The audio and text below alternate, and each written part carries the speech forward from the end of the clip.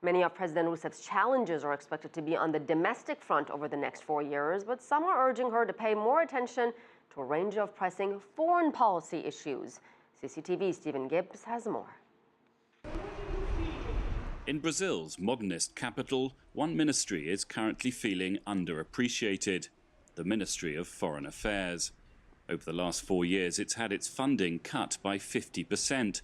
Some say that's a reflection of President Dilma Rousseff's priorities. She is not interested in foreign policy. She doesn't understand. She doesn't have the patience for the diplomatic liturgy of foreign policy. Castro Neves, a former ambassador to China, says that is a mistake. We want actually to have a louder voice in international affairs. We want to have a larger voice in the International Monetary Fund, in the UN, in the Security Council. But we haven't been able so far to say or to make it more explicit what we would say with our eventual louder voice. Others argue that Brazil's foreign policy objectives are not as vague as might appear. To pursue a South-South diplomacy, to see the integration of the countries of Latin America through the political discourse of the center-left, to try and establish new platforms for world governance with emerging powers like China, India, Russia, South Africa. The BRICS grouping of those large developing powers has been championed by President Rousseff. Brazil was instrumental in the decision last July to set up a BRICS-funded development bank, an alternative to the US-dominated World Bank. But with 3 of the BRICS economies, including here in Brazil, close to recession, one issue facing President Rousseff is whether the grouping is losing its relevance.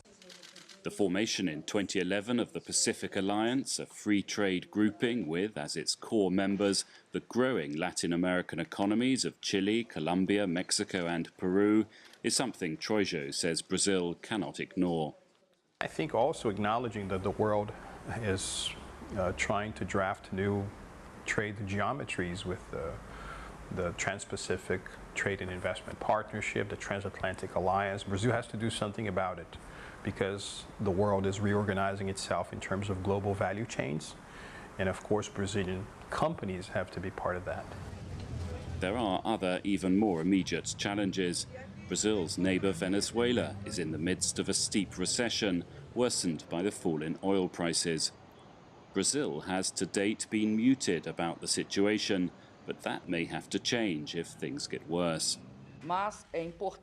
Then there's the issue of Brazil's relationship with the United States, which diplomats have described as currently distant.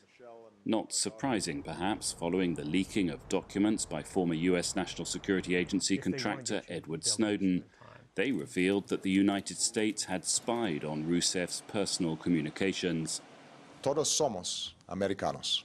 But now, with the US hoping its rapprochement with Cuba will herald a new beginning for its entire relationship with Latin America, Brazil may also feel the time has come for a new start.